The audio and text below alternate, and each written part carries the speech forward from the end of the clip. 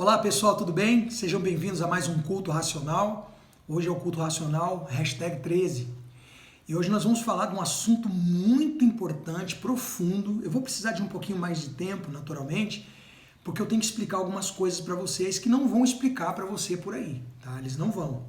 Não vão porque vai derrubar o sistema lá de rituais e um monte de situações lá, tá? Então assim, nós vamos falar hoje sobre a carta aos Hebreus, tá? No capítulo 3, aonde o escritor de Hebreus, ele enfatiza, eu acho muito lindo isso, porque ele enfatiza exatamente a superioridade de Cristo.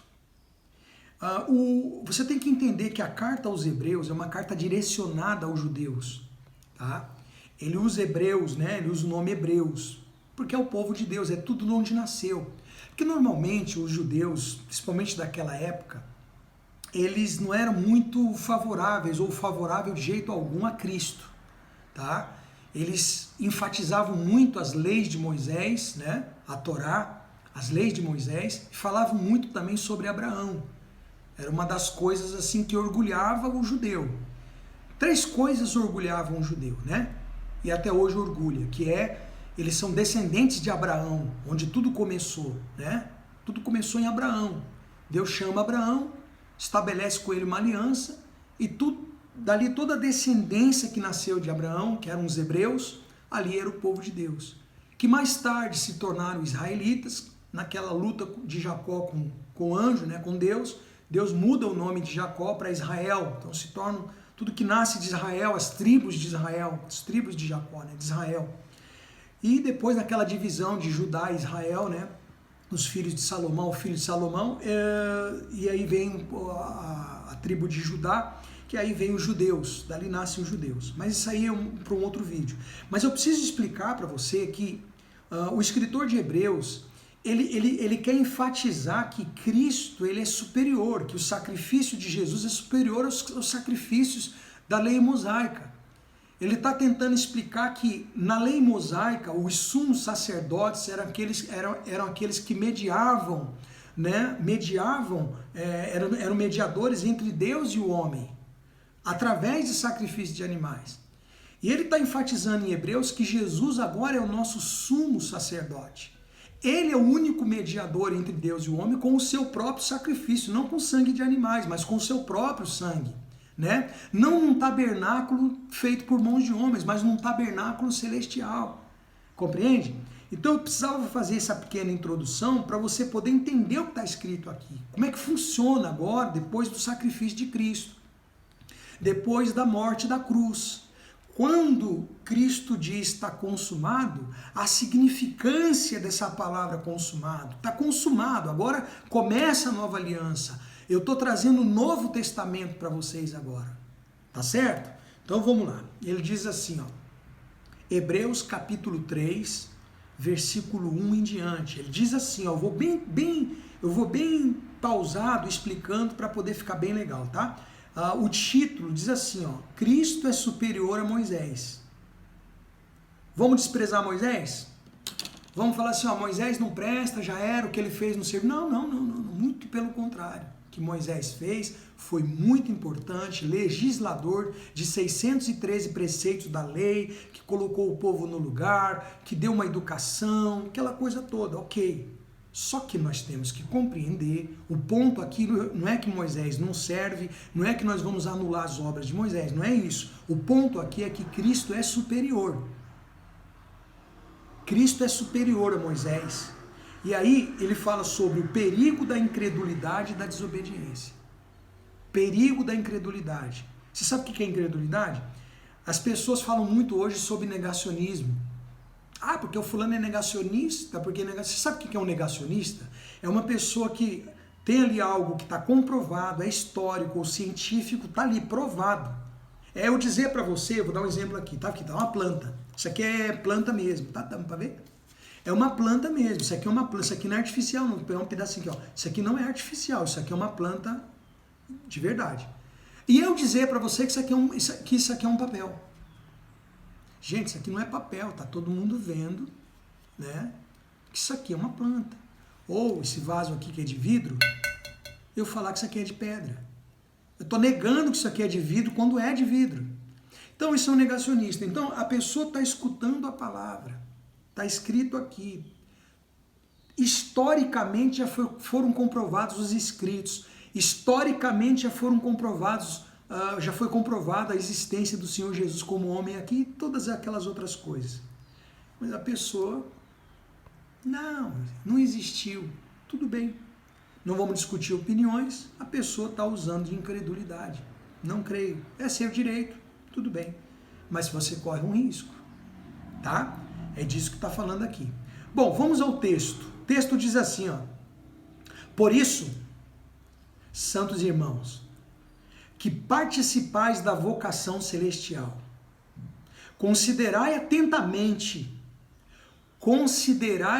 atentamente o apóstolo e sumo sacerdote da nossa confissão, Jesus. Ponto. Deixa eu falar aqui para você. Então, o que está pedindo, o que está dizendo, chamando a atenção daqueles que são participantes da vocação celestial. Você sabe que vocação não é uma profissão, vocação é um chamado. Então, nós fomos chamados, você está sendo chamado. As pessoas que escutam a palavra de Deus e que buscam a Deus, têm uma sede por Deus, elas são chamadas. Estão sendo chamadas, são vocacionadas para as coisas celestiais. Por isso que você vai aprender e vai começar a ver a diferença entre chamado para o celestial e chamado para uma instituição para receber coisas. É muito diferente, tá? Ele está falando de pessoas que têm uma vocação celestial, um chamado para as coisas do reino de Deus, ok?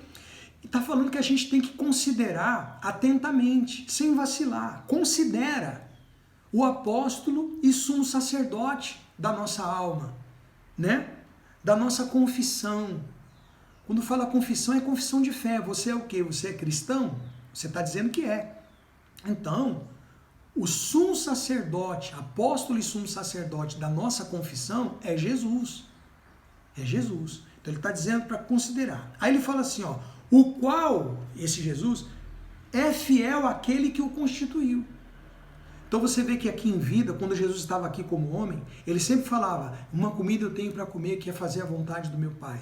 Porque o meu Pai que está nos céus me enviou. Porque o meu Pai que enviou a fazer a vontade do meu Pai. Você vê que ele todo o tempo era fiel, leal àquele que o constituiu.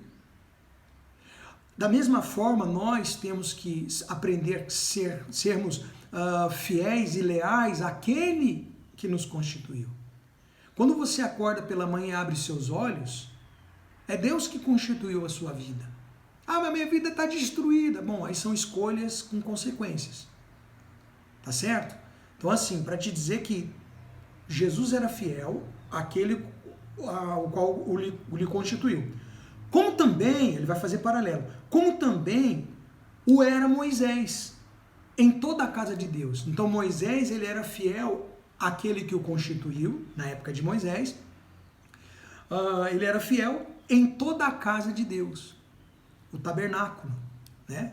Ele constituiu o tabernáculo, Deus o constituiu como líder ali, e ele como legislador legislou as leis, né? As leis civis, como também as leis cerimoniais, e ele então estabeleceu ali, ele era fiel em toda a casa de Deus. Aí ele diz assim, ó, Jesus todavia, em se considerando digno de tanto maior glória, vou repetir o versículo 3, Jesus todavia tem sido considerado digno de tanto maior glória do que Moisés. Ele está dizendo o seguinte, apesar de Moisés ser fiel àquele que o constituiu e fiel em toda a casa de Deus, Jesus se constituiu digno, né, e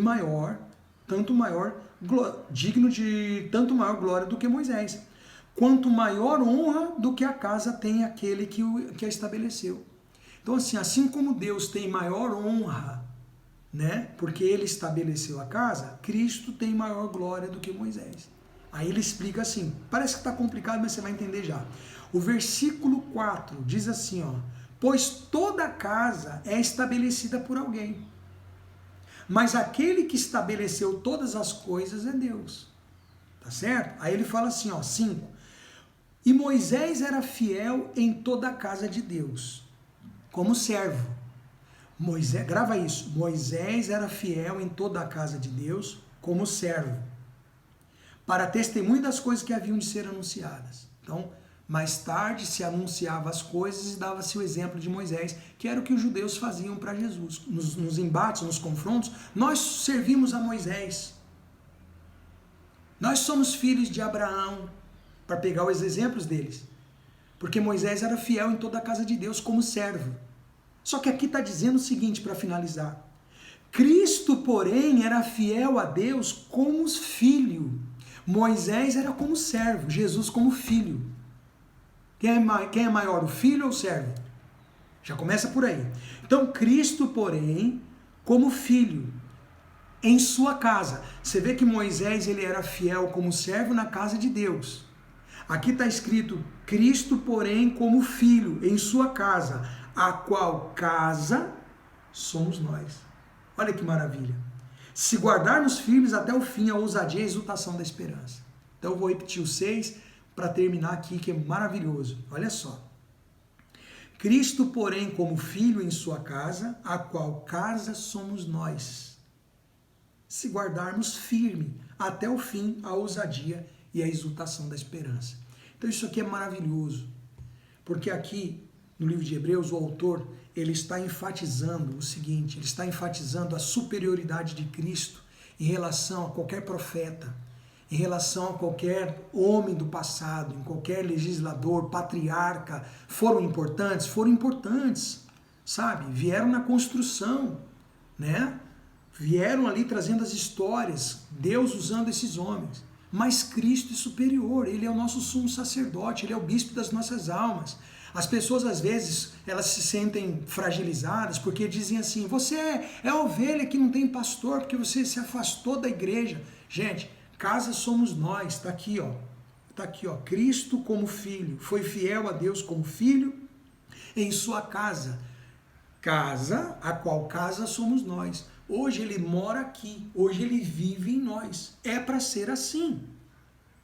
E nós não somos ovelhas que não têm pastor, nós temos um pastor que é Cristo. Quando? Quando a gente considera Cristo nosso pastor.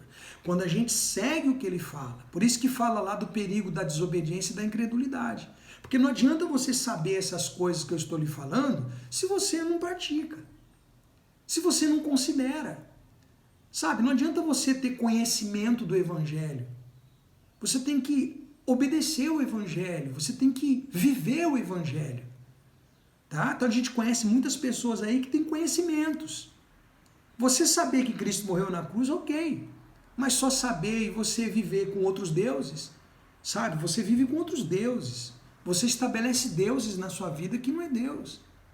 Sabe? Você fica brigando por causa de Moisés, por causa de rituais cerimoniais. Você quer trazer de volta coisas que Jesus já consumou. Está consumado. Agora é Ele.